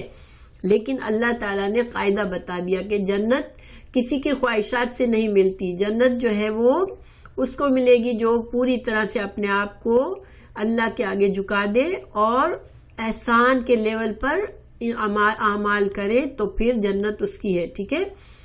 تو مسلمان جو ہیں یہ اس خام خیالی میں ہے کہ بس ہم نے کلمہ پڑھا ہوا ہے، ہم تو جنت میں جائیں گے، پھر چاہے ہمارے اعمال کیسے بھی ہوں. لیکن بہت سے مسلمان جو جہنم میں جائیں گے، ہمیں حدیثوں سے پتہ چلتا ہے کہ پل صراط سے ان کے بدعمالیوں کی وجہ سے وہ گر جائیں گے اس جہنم میں. پھر وہ اپنے گناہوں کی سزا بھگتیں گے، اور جب ان کا ایمان سچا ہوگا مگر گناہ بہت سے کیے ہوں گے تو گناہوں کی سزا بھگت کر پھر اللہ تعالیٰ انہیں جنت میں ڈالے گا. تو انسان کو یہ خواہش رکھنی چاہیے کہ ہمیں ایک لمحے کے لیے بھی جہنم کا نام ملے اور ہم پلسرات سے تیزی سے پار ہو جائیں کہ ہمیں جنت کی ہوا، گرم ہوا کا جھونکا بھی نہ لگے. ٹھیک ہے، اللہ تعالیٰ ہم سب کو ایسے اعمال کی توفیق دے، کیونکہ پلسرات پر ہماری جو روشنی ہوگی جس سے ہم پلسرات کو پار کریں گے وہ ہمارے اعمال کی وجہ سے ہوگی. جتنی نیکیاں ہمارے اعمال نامے میں ہوگی اتنا نور ہمیں ملے گا جس نور کی بیکاز وہاں بالکل اندھیرا ہوگا تو اس روشنی میں انسان پھر پلسرات پر چلے گا، اور جس کا اعمال برے ہوں گے اس کی روشنی بہت کم ہوگی، وہ گرتا پڑتا اس پل کو یا تو پار کرے گا یا جہنم میں گر جائے گا۔ تو اللہ سبحانہ تعالیٰ تمام مسلمانوں کو توفیق دے کے وہ اس خام خیالی میں نہ رہے جس میں یہود اور نصارہ رہے، اور اپنے اس دنیا میں اس وقت کو ضائع نہ کر دیں، آمین۔ پھر اگلی آیت ہے وقالت الیہود، اور کہا یہود نے، لیسا نہیں ہے، النصارى عیسائی، علی اوپر، شیئن کسی چیز پر، وقالت النصارى اور کہا یہودیوں نے اور نصارہ نے، لیسا نہیں ہے، الیہود یہود، علی شیئن، ان کا مطلب یہ کہ یہودی جو ہیں وہ کہتے ہیں کہ نصارہ کوئی ایمان والے نہیں ہیں، اور نصارہ کہتے ہیں کہ یہودیوں کا دین بیکار ہے، وہ کسی اللہ کے دین پر نہیں ہے، ٹھیک ہے۔ پھر اللہ تعالیٰ فرما رہے ہیں کہ وہم، اور وہ، یتلونا تلاوت کرتے ہیں، الکتاب کتاب کی۔ تو گویا کہ دیکھیں تورات کے اندر حضرت عیسیٰ کی خوشخبری تھی کہ حضرت عیسیٰ آئیں گے، تو حضرت عیسیٰ کے ماننے والوں کو ان کو پتہ ہونا چاہیے کہ اللہ کے سچے دین پر ہیں، تو یہ حضرت عیسیٰ کو بھی نہیں مانا انہوں نے، اور حضرت عیسیٰ کے فالوورز کو انجیل میں پتہ تھا حضرت موسیٰ علیہ السلام کے بارے میں سب کچھ، تو ان کو پتہ تھا کہ حضرت موسیٰ علیہ السلام سچے نبی تھے، تو وہ ایک دوسرے کو علم کے باوجود وہ کہتے ہیں کہ ان کا مذہب جھوٹا ہے، اور یہ کہتے ہیں ان کا مذہب جھوٹا ہے، مگر اصل میں در حقیقت دونوں کا مذہب اب جو ہے وہ قابل قبول نہیں ہے۔ وہ ان کے زمانوں میں تھا جب ان کے انبیاء تھے، لیکن اب ان کا مذہب قابل قبول نہیں ہے، کیونکہ اللہ کے آخری نبی آ چکے، اور اب تمام انسانوں کو اللہ کے آخری نبی کو فالو کرنا ہے۔ لیکن اللہ تعالیٰ بتا رہے ہیں کہ یہ بیوقوف بس جگڑ رہے ہیں، ایک دوسرے کو پر باتیں بناتے ہیں کہ یہ تو بیکار ہے، ان کا کوئی مذہب نہیں ہے۔ اور اسی طرح قذالک، اور اسی طرح قال کہا، الذین ان لوگوں نے، لا یعلمون نہیں جو علم رکھتے، یعنی جن کے پاس کتاب نہیں ہے، یعنی کہ جو عرب کے مشرک تھے ان کے پاس کوئی کتاب نہیں تھی اللہ کی، تو مگر وہ بھی اپنے آپ کو یہ بہتر سمجھتے تھے، اور مسلمانوں کو صابی کہتے تھے، یعنی بے دین، صابی کا مطلب ہوتا ہے بے دین، تو وہ بھی اپنے آپ کو بہتر سمجھتے تھے مسلمانوں سے۔ تو اللہ تعالیٰ فرما رہے ہیں کہ جو لوگ عرب کے مشرک ہیں وہ بھی خود کو بہتر سمجھتے ہیں، جو نصارہ ہے وہ بھی خود کو بہتر سمجھتے ہیں، جو یہودی ہے وہ خود کو بہتر سمجھتے ہیں، تو یہ سب لوگ جو ہیں وہ اسی طرح کی باتیں کرتے ہیں، مثل قولہم، ان کی اس طرح کی باتیں کرتے ہیں، مگر اللہ تعالیٰ کیا فرما رہے ہیں، فاللہ، بس اللہ تعالیٰ، یحکم، فیصلہ کرے گا، بینہم، ان کے درمیان، یوم، دن، القیامہ، قیامت کے دن، فی ما، فی کا مطلب میں، ما جو، اس میں جو، کانو تھے وہ، فی ہی اس میں، یختلفون وہ اختلاف کرتے۔ اللہ تعالیٰ فرما رہے کہ تمام لوگوں کا حساب کتاب جب ہوگا، جب اللہ تعالیٰ فیصلہ کرے گا کہ کون حق پر ہے، اور حق کیا ہے کہ اللہ کے تمام انبیاء پر ایمان لانا، اور آخری نبی صلی اللہ علیہ وسلم کے آنے کے بعد ان کی شریعت کو فالو کرنا، یہ حق ہے۔ اور باقی جو لوگ باتیں بنا رہے ہیں تو پھر اللہ تعالیٰ ان کو آخرت میں بتائے گا کہ وہ جھوٹا، ان کے گمان جھوٹے تھے، ان کی باتیں جھوٹی تھی۔ اب اچھا، اگر ہم آج مسلمانوں کو دیکھیں تو دیکھیں مسلمان گروہ میں بٹے ہوئے ہیں، اور ایک گروہ دوسرے پر کفر کا دعویٰ کرتا ہے کہ میرا جو مسلک ہے، جو میں جس طریقے پہ میں چل رہا ہوں، جس امام کو میں فالو کرتا ہوں، بس میں ہی صحیح کرتا ہوں، اور باقی لوگ گمراہ ہو گئے ہیں۔ تو یہ مسلمان بھی آج وہی طریقہ کر رہے ہیں جو کہ یہود و نصارہ نے کیا، اور یہ جہالت کا طریقہ ہے۔ انسان کو قرآن اور حدیث کا علم حاصل کرنا چاہیے اور اس کو فالو کرنا چاہیے، بس یہی صحیح علم ہے۔ کسی بھی آدمی کو اتنا مان لینا کہ اللہ اور اللہ کے رسول کی بات بھی آگے آ جائے تو اس کو نہیں ماننا، بس ہمارے امام کو ہم مانیں گے اور ہم اسی پر چلیں گے، یہ طریقہ غلط ہے۔ سنت کا طریقہ اپنانے کی پوری کوشش کرنی چاہیے انسان کو، اور جب پتہ چل جائے کہ یہ دین سچا صحیح دین کا طریقہ کون سا ہے تو اس کو اپنا لینا چاہیے، بس یہ صحیح طریقہ ہے۔ تو آج آپ کسی کو بتانے بھی جاؤ تو نہ کوئی پرانی رسم و رواج کو چھوڑنا چاہتا ہے، نہ اپنے پرانے جہالت کے طریقوں کو چھوڑنا چاہتا ہے۔ قرآن اور حدیث کے صحیح علم سے بھی اگر کسی کو بات بتاؤ تو کوئی اس میں آج مسلمانوں کو بھی بڑا مشکل ہوتا ہے سمجھانا، لیکن اصل اللہ تعالیٰ کو کیا پسند ہے کہ انسان صحیح دین کو سمجھے، اس کا علم حاصل کرے اور اس پر عمل کرے، خود جھوٹی خواہشات اور جھوٹے خام خیالی میں نہ رہے، اس لیے کہ اگر جنت حاصل کرنی ہے تو اللہ کو راضی کرنا ہے، اور اللہ راضی جب ہوگا جب ہم اس کی بات کو ہر چیز پر آگے کریں گے۔ پھر اگلی آیت ہے ومن اظلم، اور کون بڑا ظالم ہے۔ اظلم اکبر کے وزن پر ہے، اکبر کا مطلب سب سے بڑا، اصغر کا مطلب سب سے چھوٹا، اظلم کا مطلب سب سے بڑا ظالم، ٹھیک ہے۔ تو سب سے بڑا ظالم من سے، من جو، یہ دو الفاظ ہیں من اور من، ٹھیک ہے۔ اس سے جو، منع کا مطلب ہوتا ہے روکنا۔ ہم کہتے ہیں نا میں نے تمہیں منع کیا تھا نا، تو منع کا مطلب کیا ہوتا ہے؟ میں نے کہا تھا کہ یہ کام مت کرنا، تو اس سے رکنا۔ تو اللہ تعالیٰ فرما رہے کہ کون بڑا ظالم ہے، اس سے جو کہ منع کرے، روکے مساجد اللہ کی مسجدوں سے، ان یہ کہ یذکرا ذکر کیا جائے، فیہا اس میں، اسم ہو اللہ کی طرف جا رہی ہے، اللہ کا نام، ٹھیک ہے۔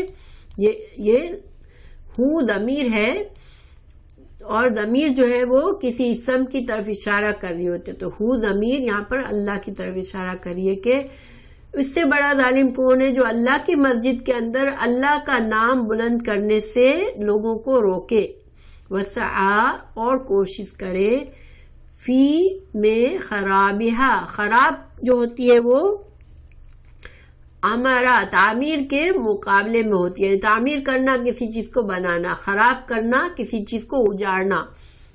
تو مسجد کو اجاڑنے کی کوشش کرے اور مسجد میں لوگوں کو روکے کہ وہ جا کے اللہ کی یاد کرے مسجد کے اندر، تو اس سے بڑا ظالم کون ہوگا؟ تو یہاں پر اس آیت کا کیا بیک گراؤنڈ ہے؟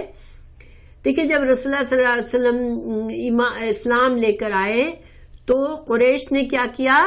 اتنا تنگ کیا کہ آپ کو ہجرت کرنی پڑی مکہ سے، حالانکہ خانہ کعبہ مسلمانوں کا عبادت گھر ہے، اور اس سے مسلمانوں کو نکالنا گویا بہت بڑا ظلم تھا۔ پھر جب آپ صلی اللہ علیہ وسلم 6 ہجری میں عمرہ کرنے کا ارادہ کیا اور گئے تو انہوں نے مسلمانوں کو روک دیا، عمرہ نہیں کرنے دیا، حالانکہ یہ طریقہ اس زمانے میں ایون مشرکوں کے لیے بھی غلط تھا کہ کسی کو اللہ کے گھر میں جانے سے روکا جائے، مگر انہوں نے مسلمانوں کو روکا تھا۔ تو اللہ تعالیٰ فرما رہے ہیں کہ یہ انہوں نے، اس سے بڑا ظلم کیا ہو سکتا تھا کہ مسلمانوں کا حق تھا کہ اللہ کے گھر میں جا کے اللہ کی عبادت کرے، اور وہ قریش جو تھے وہ مکہ کے کافر مسلمانوں کو جانے نہیں دے رہے تھے اور ان کو عبادت نہیں کرنے دیتے تھے۔ اللہ تعالیٰ فرما رہے ہیں کہ اولئکا یہ لوگ ما کانا نہیں مناسب ہے، ما نہیں کا ہے، لہم ان کے لیے، ان یہ کہ یدخلوہا دخلہ سے ہے، یا کا مطلب وہ داخل ہو، ہا کا مطلب اس میں، یہ ہا ضمیر مسجد کے لیے ہے، ٹھیک ہے، یہ مؤنث ہے، مؤنث اس لیے کہ مسجد کا لفظ بھی مؤنث کے طور پر استعمال ہوتا ہے۔ تو یدخلوہا یہ اللہ کی مسجد سے لوگوں کو روکتے ہیں، تو اصل تو ہونا یہ چاہیے کہ ان کو ما کان لہم ان یدخلوہا کہ وہ اس مسجد میں داخل ہوں، الا مگر خائفین، خائف کہتے ہیں ڈرنا، ہم اردو میں بھی خائف کا لفظ استعمال کرتے ہیں یعنی کہ ان کو تو جنہوں نے مسلمانوں کو روکا، جن کافروں نے، ان کو تو خود ڈرنا چاہیے کہ اللہ کے گھر میں وہ داخل ہوتے ہیں شرک کرنے کے لیے اور بتوں کو پوجنے کے لیے اللہ کے گھر میں داخل ہوتے ہیں، تو ان کو اللہ سے ڈرنا چاہیے اس بات پر کہ اللہ ان کو عذاب دے گا۔ تو بجائے اس کے کہ وہ اللہ سے ڈرے اپنے عمل پر، وہ تو الٹا مسلمانوں کو جن کا حق ہے کہ وہ اللہ کی عبادت کریں جا کے مسجد میں، ان کو روکتے ہیں کہ مسجد میں وہ جائیں۔ پھر اللہ تعالیٰ فرما رہے لہم، ان کے لیے فی دنیا میں خزیٌ، رسوائی ہے، ولہم، اور ان کے لیے فی الآخرۃ، آخرت میں عذاب، عذاب ہے، عظیم، بہت بڑا۔ تو یہ جو مشرک کر رہے ہیں ان کے لیے بڑی سزا ہے اس عمل پر کہ وہ مسجدوں سے مسلمانوں کو روکتے ہیں، تو ان کو دنیا میں بھی اللہ ان کو رسوا کرے گا اور آخرت میں ان کو بہت بڑا عذاب دے گا۔ اور ہم نے دیکھا ہسٹری میں کہ مکہ کے کافر بہت سارے مسلمان ہو گئے اور جو نہیں ہوئے وہ رسوا ہوئے۔ جنگ بدر میں 70 جو بہت بڑے متکبر تھے کافر، وہ سارے مارے گئے اور بڑی ذلت کے ساتھ مارے گئے۔ تو اللہ تعالیٰ کے آگے کسی کو بڑا بننا یہ بہت ہی خطرے والی بات ہے، اور اللہ تعالیٰ تکبر کو پسند نہیں کرتا، اور ان کو بڑی سخت سزا ملی اور آخرت میں ان کا عذاب باقی ہے ابھی۔ اچھا، آج کے وقت میں ہم اس کو کیسے لیں؟ مسجدوں میں خرابی کرنا، دیکھیں آج مسجدوں میں بہت زیادہ پالیٹکس کی جاتی ہے اور مسلمان وہاں جمع ہو کے لڑتے ہیں، جھگڑتے ہیں، جو ذرا انتظامیہ سنبھالتے ہیں تو وہ ایک دوسرے کی مخالفت میں ہی پڑے ہوئے ہوتے ہیں اور ایسا ماحول کر دیتے ہیں کہ لوگ مسجد سے دور بھاگتے ہیں۔ تو یہ ساری چیزیں اسی میں ہے کہ لوگوں کو مسجد سے روکنے میں ہی آتی ہیں، اور ایسے لوگوں کو ڈرنا چاہیے۔ مسجد اللہ کی عبادت کے لیے ہے اور اس میں انسان کو پالیٹکس سے اور خرابی سے بچنا چاہیے، اور دوسرا یہ بھی معنی ہے کہ مسجدوں کو گندا بھی نہیں رکھے انسان، اس کو صاف ستھرا رکھے اور مسجدوں میں نہ ماحول کی خرابی کرے نہ گندگی پھیلائے، ٹھیک ہے؟ تو مسجدوں میں ایسا ماحول رکھے کہ اللہ کے بندے خوش ہو کے عبادت کرنے کے لیے آئے، کیونکہ یہ اللہ کی عبادت کی جگہ ہے۔ پھر آگے اللہ تعالیٰ فرما رہے ہیں وَلِلَّهِ، اور اللہ کے لیے ہے المشرق، مشرق، والمغرب، اور مغرب، فَأَيْنَمَا، تو جہاں کہیں، پس، اینا جہاں، ماں جو بھی، یعنی جہاں کہیں، ٹھیک ہے؟ اینما مل کے کیا بنتا ہے؟ جہاں کہیں، تولو، تم منہ موڑو گے، واللہ یولو، منہ کو موڑنا، فثم، پس، تھم مینس اسی جگہ پر، وجہ اللہ، اللہ کا چہرہ ہے، اللہ کی ذات ہے، یعنی اللہ سبحانہ تعالیٰ کی ذات وسیع ہے اور یہ زمین اللہ کی ہے۔ تو کبھی مشرق کی طرف منہ کر کے تم اپنے آپ کو بڑا نہ سمجھو، نہ مغرب کی طرف کر کے۔ اور اس میں مطلب کیا ہے؟ دیکھیں جیسے یہود اور نصارہ اپنا اپنے قبلے پر فخر کرتے تھے کہ ہمارا یہ قبلہ ہے، ہماری یہ ڈائریکشن ہے۔ اگر ہم مسلمان بھی اس پر فخر کرتے ہیں تو ہمیں بھی صرف یہ نہیں ہے، ڈائریکشن صرف چہرہ پھیرنے کی بات نہیں ہے، ہمیں پوری طرح سے اپنے آپ کو مسلمان بنانا مقصد ہے، اور ہر حال میں ہر طریقے سے اپنا چہرہ اللہ کی طرف کرنا ہے، کیونکہ یہ ساری سمتیں تو اللہ کی ہے، اللہ ہر سمت میں موجود ہے۔ تو صرف تم اس کو ایک نشانی مت بنا لو، ایک وہ نہ بنا لو کہ بس اس چیز سے اپنے آپ کو بڑا سمجھنے لگو، ٹھیک ہے؟ اللہ کے لیے مشرق اور مغرب۔ اور اس آیت سے نفلی نماز کا بھی حکم نکلتا ہے کہ جب انسان نفل کی نماز پڑھتا ہے تو اس کو قبلہ رخ ہونا نہ بھی ہو تو بھی وہ پڑھ سکتا ہے نفل کی نماز، تو اللہ تعالیٰ قبول کرتا ہے۔ چاہے سفر میں انسان سواری پر ممکن نہیں ہے کہ وہ قبلہ رخ ہو تو وہ کسی بھی سمت میں نماز پڑھ سکتا ہے۔ تو یہ بھی اس سے نکلتا ہے، اس سے علماء نے یہ سمجھایا ہے اس حکم کو کہ یہ حکم جو ہے وہ نفلی نماز کے لیے بھی ہے۔ پھر اللہ تعالیٰ نے فرمایا ان اللہ، بے شک اللہ تعالیٰ، واسعن، واسع کہتے ہیں وسعت والا، علیم، علم والا ہے. تو اللہ کا علم، اللہ اپنے علم کے لحاظ سے ہر جگہ موجود ہے. اور اللہ اصل میں نیتوں کو دیکھتا ہے. ٹھیک ہے، انسان کی نیت کیا ہے. تو انسان جو ہے وہ نہ اپنے آپ کو بڑا سمجھے، اللہ کے احکامات کو پوری طرح سے فالو کرے، اور اپنے آپ میں فخر نہ محسوس کرے کہ او میں اس چیز کو فالو کرنے والا ہوں اس لیے میں بہتر ہوں. اللہ ہی جانتا ہے. ہمیشہ انسان کے دل میں اللہ کا ڈر ہونا چاہیے. تو یہ آج کا سبق الحمدللہ پورا ہو گیا.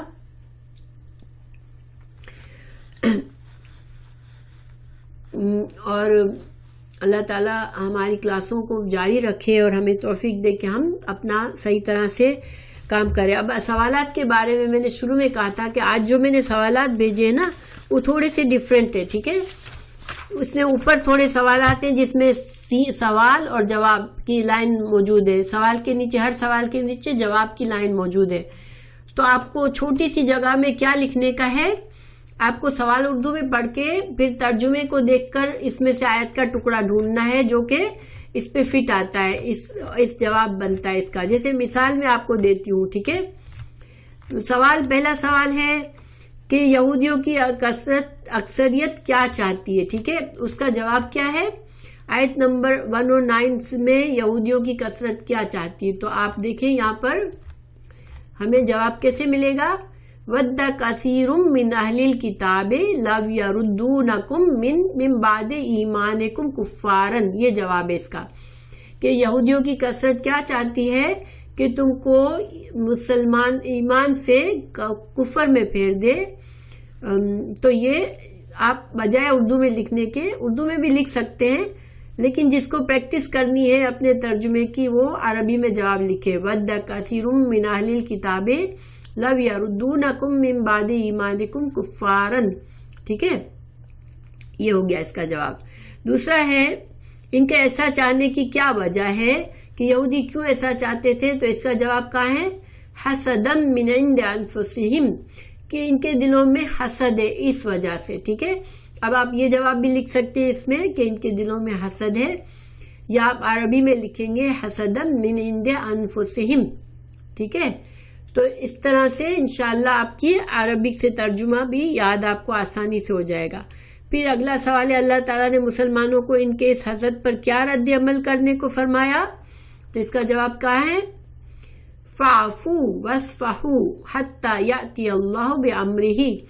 تم درگزر معاف کر دو، درگزر کرو یہاں تک کہ اللہ اپنا فیصلہ لے آئے. یہ اس کا جواب ہے. ٹھیک ہے، تو اگر ایسے کریں گے انشاءاللہ تو بہت فاسٹ آپ کو انشاءاللہ عربک کا ترجمہ یاد ہونے لگے گا. اگر آپ عربی میں لکھیں گے تو ایک ایک لفظ آپ کے ذہن میں بیٹھ جائے گا انشاءاللہ. اور اگر عربی آپ کو بہت مشکل لگتی ہو تو پھر اس کا ترجمہ یہ ہوگا جواب کہ اللہ تعالیٰ نے فرمایا معاف کر دو، درگزر کرو یہاں تک کہ اللہ فیصلہ لے آئے.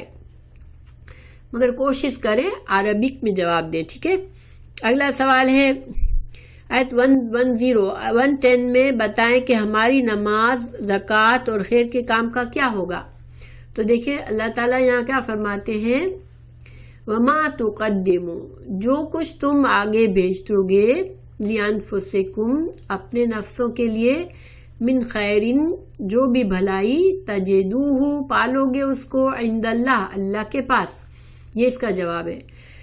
تو آپ کیا لکھو گے کہ تم جو کچھ بھی نیکی کے کام آگے بھیجو گے اللہ تعالیٰ کے پاس وہ اس کا اجر ہمارے لیے موجود ہوگا. لیکن عربی میں لکھیں گے تو کیا جواب ہوگا؟ وَمَا تُقَدِّمُوا لِأَنفُسِكُمْ مِنْ خَيْرٍ تَجِدُوهُ عِنْدَ اللَّهِ. ٹھیک ہے، اتنا جواب. اگلا سوال ہے یہود اور نصارہ نے کیا کہا جنت میں داخلے کے لیے. آیت نمبر 11. ٹھیک ہے، انہوں نے کیا کہا تھا؟ وَقَالُوا لَن يَدْخُلُ الْجَنَّةَ إِلَّا مَنْ كَانَ هُدًى أَوْ نَصَارَىٰ، کہ انہوں نے کہا تھا کہ ہرگز داخل نہیں ہوں گے جنت میں اللہ سوائے وہ جو کہ یہودی ہو اور یا نصارہ ہو. لیکن اردو میں یہ جواب ہوا، عربی میں کیا ہوا؟ وقالوا لن يدخل الجنۃ الا من کان ہدی او نصارا. یہ سمجھ میں آ رہا ہے آپ لوگوں کے؟ ذرا سا بتائیں کہ میں اکیلی باتیں کر رہی ہوں.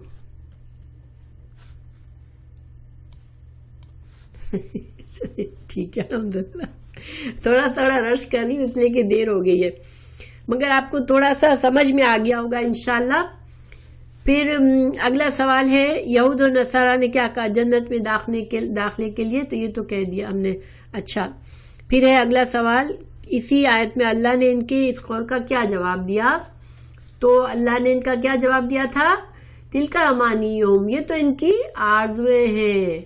اللہ نے ان کی بات کو کہا کہ نہیں، یہ تو جھوٹی خواہشات ہیں، ان کی جھوٹی آرزویں ہیں، ایسا نہیں ہوگا. ٹھیک ہے. پھر اگلا سوال ہے جو خود کو اللہ کے سپرد کر دے اور احسان کا رویہ کرے اس کا اجر کیا ہے؟ آیت نمبر 112 میں اللہ تعالیٰ نے فرمایا من اسلم وجہہ للہ وہو محسن، تو اس کا اجر کیا ہے؟ فلہ اجرہ عند ربہم ولا خوف علیہم ولا ہم یحزنون. تو اس کا جواب کہاں سے شروع کریں گے آپ؟